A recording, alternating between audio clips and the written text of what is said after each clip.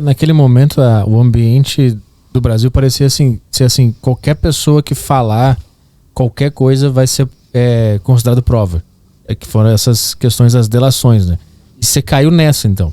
Pressionaram o cara pra ele contar algo, ele contou e você tava no meio da história e você foi preso. Na verdade, eles mandaram até um recado pra eu fazer uma delação. Uhum. A gente tá falando do ambiente da Lava Jato, você imagina assim, a Lava Jato estava em alta, a opinião pública toda a favor. Era um ambiente assim, em que qualquer membro da justiça, qualquer juiz, dos milhares de juízes que existem no Brasil, dos milhares de procuradores, de promotores que fizesse, eles sabiam que eles iam ter o apoio da opinião pública. Então você imagina, que eu estou contando o meu caso no estado do Mato Grosso, eu imagino quantas coisas não aconteceram no Brasil nesse período, né? Então no meu caso foi exatamente isso, eles tinham um interesse político, claramente tinham um interesse político, e eles falaram, vamos aproveitar esse ambiente e vamos deflagrar isso aqui para derrubar esse governador. O outro é culpado, tanto que ele fez uma delação e entregou o esquema. Só que como o dono da empresa foi lá, como que foi? Saiu a primeira fase da operação e aí o meu nome ficou saindo na imprensa. E eu não tinha nada com aquilo ali. Eles tinham quebrado o sigilo bancário de 59 pessoas na primeira fase. E eles pediram a busca e apreensão em prisão de 57. Os dois únicos que eles, dessas 59 que não pediram, foi o meu e o do advogado que eu tinha contratado, porque essa empresa esse contrato de sociedade em conta de participação que eu cortei, que era a propina, eles entraram na justiça para pedir de volta e ganharam, nas duas instâncias do estado eles ganharam. Então era um advogado que eu tinha contratado para atuar nesse processo. Aí quando saiu a primeira fase, eu vi, pediram 59, pediram para prender, a busca e apreensão em prisão de 57, deixaram eu e o advogado de fora, óbvio. Eu até brinquei, né? Qualquer detetive amador, fez curso online, se ele olhar, ele vai falar, pô, vocês são os dois caras que cortaram o negócio, né? Que inclusive devolveram o dinheiro pro Estado. Eu fiquei tranquilo, só que aí como meu nome começou a sair muito na imprensa, eu pedi para um amigo que era advogado ir lá no Estado. E ele foi e o Ministério Público não quis me escutar, né? Na primeira vez que ele foi, o Ministério Público falou assim, ó, a gente não quer ouvir ele não. A menos que ele tenha alguma coisa importante para falar, né? Aí esse advogado, meu amigo, muito experiente, ele voltou e falou, ó, Cobori, ele falou isso, não quer te escutar, a menos que você tenha alguma coisa importante para falar. Ele falou assim, eu vou traduzir para você, eles querem que você faça uma delação. Aí eu falei assim, pô, Delinho, preciso da delação e você assumir a culpa e entregar aos seus comparsas. Eu não cometi nenhum crime, então se não tem crime para cometer, obviamente eu não tenho comparsa, então deixa para lá isso aí. Aí continuou saindo só meu nome, aí eu pedi para ele ir lá de novo, aí ele foi lá de novo, aí o Ministério Público de novo não quis me escutar, falou que não tinha interesse em me escutar, tal. Se fosse escutar só no final do processo. Aí ele voltou e falou, ó, Cobori, tem alguma coisa estranha, você foi presidente da empresa, nem por curiosidade eles tinham que te escutar. Os caras estão investigando o negócio. Você foi presidente da empresa e quer falar com o Ministério Público e eles não querem te escutar? Não faz sentido, né? Tem alguma coisa estranha. E esse tem alguma coisa estranha, acho que ele já estava prevendo que tinha isso, né? E ele falou assim, ó, vamos fazer o seguinte, tudo que você ia lá fazer esclarecimento, vamos pôr numa petição e a gente entrega lá. E aí tinha todos os pagamentos que foram feitos para a minha empresa, quando a gente assessorou eles num processo de fusões e aquisições, foi o contato que eu tive com a empresa, foi que a CETIP tentou comprar ela, né? E aí depois, quando eu fui presidente, todo dia que entrou o dinheiro quando foi empresa, tinha todos os laudos de avaliação, todo o trabalho que a gente tinha feito para a empresa. Depois que eu virei o presidente, o dia que entrou meu salário, no dia seguinte, como eu não precisava, né? Eu tinha meus negócios. Então, assim, tudo que eu ganhava da empresa eu aplicava, né? Eu não gastava. Aí, então, o dia que entrou meu salário, o dia que foi transferido para o fundo de investimento, né? O extrato do fundo de investimento, declaração no meu imposto de renda, tinha o famoso siga o dinheiro, tava tudo ali. E todos os comprovantes. E o dinheiro, inclusive, era meu ainda, né? E aí eu fui lá, protocolizou lá a petição e ficou lá. E ele falou, ó, não tem mais nada o que fazer. Só que aí eles fizeram, acho que a mesma coisa com o dono da empresa. Só que o dono da empresa não tinha o que entregar, né? O ex-governador já tinha entregue ele, inclusive. E aí o princípio da delação se você não contar nada de novo, não tem valor nenhum. Aí o de novo, como o ex-governador ficou até 2014, tinha contado tudo, ele não tinha nada novo para contar até 2014. O que ele inventou? Alguma coisa a partir de 2014, que foi 2015, quando eu assumi a presidência. Aí ele inventou a história que eu estaria passando o meu salário para o governador. Só isso. Falou que eu pagava, que ele me contratou para acabar com a propina, e eu tava passando meu salário pro governador. Aí, assim, não fazia menos. Só que aí o Ministério Público aceitou e tocou isso em frente, por interesse político. Eles queriam prejudicar o governador. Baseado nessa delação você foi preso. Aí, baseado nessa delação, eles me prenderam. E aí, no dia do depoimento, era uma coisa ridícula, né? A delação dele falando isso aí, assim, era risível. Tanto que eu acho que o delegado estava até constrangido porque quando eles pegam o seu depoimento, eles pegam a delação, no meu caso, né? Pegaram a delação dele, e aí falavam o que ele fala na delação, e eu tinha que fazer o contraponto, né? Tinha que me justificar. Então, essas coisas ridículas que, tipo, contratei ele para acabar com a propina. Na empresa do cara, porque ele precisa contratar alguém para acabar? É só ele acabar, né? E aí o interessante é que aí eu entrei em 2015 e eu acabei. Tanto que eu acabei que tá a prova lá que eu devolvi o dinheiro pro Estado, via termo aditivo, no contrato de concessão, tudo tá lá. Aí eu saí em 2016, aí na delação dele, ele assume que depois que eu saí, ele voltou a pagar. Aí delegado, qual que é o sentido disso? Ele falou que me contratou para acabar com a propina. Ele não precisa, a empresa dele. Ele não precisa contratar ninguém para acabar. Se ele quiser, ele acaba. Né? Ele não precisa de terceiro para acabar. Aí eu entrei na empresa e eu acabei. Tá ali a prova, todo o dinheiro voltou para o Estado. Aí eu saí da empresa. Aí ele admite que ele voltou a pagar. Eu falei, não estou entendendo o que está acontecendo. Qual que é o sentido, né? E aí no final do depoimento eu falei, quando ele fez essa delação, que aí eu vi a data da delação, dia 27 de março, eu falei, quando ele fez a delação, vocês já tinham a prova que era mentira, porque essa petição que eu protocolizei lá era do dia 15 de março. E essa petição que eu entreguei no Ministério Público não estava no processo. Eu falei, inclusive, vocês já tinham ela e ela não está aqui no processo. Então, ali, nitidamente, eles esconderam isso aí porque eles tinham um objetivo político. Porque se fosse uma investigação séria, você concorda? Você está lá fazendo a delação e eu tenho um negócio, você fala, não, mas você está falando é mentira, o dinheiro do cara está aqui. Tá... E o objetivo político era fazer tu falar alguma coisa? Era eu, em algum momento, ceder, né? Porque a prisão, na realidade, é uma tortura psicológica. Né? Tanto que o recado que me chegava na prisão era, se eu não delatasse, eu ia morrer lá. Pra delatar alguém especificamente? O governador. Ah, tá. Era contra ele, entendi. Entendeu? Então o recado chegava era sempre esse. Não, se não abrir o bico, vai morrer aí. Se não... Confirma aquela história, basicamente isso. Confirmar aquela história. Que você passou dinheiro pra esse cara. Confirmar que eu passei o dinheiro pra ele. Primeiro, mesmo que eu quisesse, eu ia confirmar como. Primeiro, eu não passei. Né? Segundo, eu já tinha prova que eu não tinha passado. Como é que... Em algum momento você chega a tender, cogitar a possibilidade de delatar? Ou nunca passou pela tua cabeça? Não, nunca passou pela minha cabeça. Mesmo estando preso 80 dias? Em uma noite você dormiu pensando, e se eu falar? Não. Não, porque eu precisava mentir, né? E assim, mentira é uma coisa que eu nunca... Eu brinco assim, talvez eu nem saiba mentir, né? Você imagina você mentir para incriminar uma pessoa. Que foi o que o dono da empresa fez comigo. Assim, mas nos meus princípios, eu inventar uma mentira e prejudicar você... Não fazia sentido, né? E outra, pra mim era um sinal de covardia, né? Tudo bem que é uma tortura, é difícil. Talvez eu até entenda quem faça, né? Teve muita, principalmente na Operação Lava Jato, que ficou comprovado muita gente que mentiu ali sobre o próprio Léo Pinheiro, ele mentiu, né? Não sei se você sabe, na primeira delação dele, ele não confirmou que aquele apartamento do Guarujá era do Lula. Na primeira delação do Léo Pinheiro, ele fala que não é. Que o Lula foi até ver, tal, que aquelas provas que eles tinham, mas não comprou. Tanto que o apartamento ainda estava no nome da construtora. Né? E aí ele ficou preso um tempo. Aí depois ele veio e mudou a delação. Aí na segunda delação dele, ele fala que o apartamento era do Lula. Né?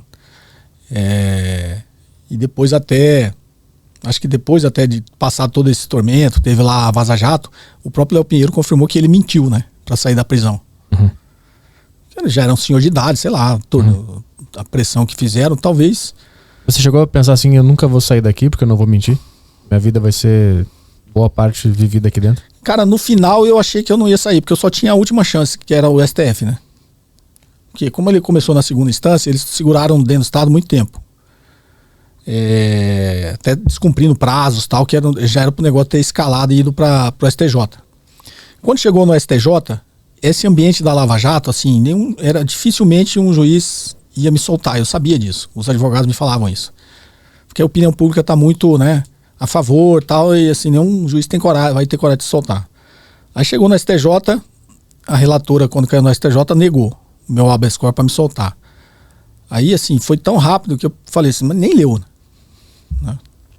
O advogado falou, é difícil, tal. Aí entrou com vários recursos dentro do próprio STJ. Aí não soltaram. Aí eu ia ter que esperar um prazo tal para chegar no STF. Até os prazos para chegar no STF. Aí eu pedi, antes desse prazo, eu pedi no STF. A relatora no STF era a Rosa Weber. Aí ela negou, dizendo que eu ainda tinha um prazo a ser cumprido dentro do STJ. E aí eu falei, putz, agora eu vou ficar aqui, né? Aí nesse momento eu falei, não vou sair. Se chegar na última instância e me soltar, como é que eu vou sair, né? E aí eu tive mais uma chance no STF, que era uma chance de eu entrar com um pedido de habeas corpus quando eu estivesse no plantão, né? Porque aí eu também tinha uma leitura que eu fiz, e obviamente isso é por minha conta e risco, né? Porque essas coisas ficam públicas depois que a gente fala aqui no seu programa, mas isso era uma opinião pessoal minha. A minha esposa me ajudava muito, quando ela me visitar, ela levava as notícias, levava algumas coisas para eu ler e entender o cenário político, né? Que eu sabia que era uma operação política. Inclusive no STF, né? O ambiente da Lava Jato ainda estava muito presente no STF, né? Tanto que os ministros admitiram a prisão do Lula, né? Os próprios ministros que ele indicou, né? Então tinha realmente esse ambiente de não ir contra a opinião pública. E aí eu comecei a fazer uma certa análise de como isso poderia ser conduzido no STF. E aí eu descobri nas minhas pesquisas que quando a Rosa Weber foi indicada para ser ministra do STF, o senador lá que foi mais veementemente contra e criticou ela na Comissão de Constituição e Justiça, e depois no plenário foi lá e fez um discurso que ela não teria capacidade de ser ministra do STF, foi o Pedro Táxi, que era o governador que os caras estavam querendo derrubar, e quando ele era senador. Uhum. Eu falei, cara, sim, tudo bem, ela até pode ser isenta, mas a probabilidade ali de chegar alguma coisa do Pedro Táxi na mão dela não me é muito favorável. Foi a leitura que eu fiz. E aí eu falei assim, os advogados têm que tentar entrar com habeas corpus para cair, que eu tinha feito toda essa... Eu li as sentenças de quase todos os ministros do STF. Minha esposa levava e eu lia. Eu sempre gostei de, analiticamente, assim, estar preparado, né, para ler os cenários. Aí eu li todas as decisões do Gilmar Mendes, do Dias Toffoli, do Lewandowski, do Barroso. Na época eu acho que o Marco Aurélio ainda estava, li do Marco Aurélio. Então eu li da Rosa Weber. Eu falei assim, cara, assim, de todos eles, os únicos que estão tendo coragem de dar algumas decisões mais que eles chamavam de garantista, né? Porque assim, se o cara lesse o meu processo, você me soltava. Porque não tinha nada embasado no Código de Processo Penal. Tudo ali contrariava o Código de Processo Penal. Eu só precisava de um cara que lesse, entendeu? Uhum. Falei, pô, não tem contemporaneidade. Eles me prenderam sob justificativa de tentativa de obstrução à justiça. Eu tinha saído da empresa em 2016, em junho. E a primeira fase da operação foi em fevereiro de 2018. Como é que eu poderia prejudicar a investigação? E a prova que eles tinham dado lá era fantasiosa, que eu teria destruído o documento.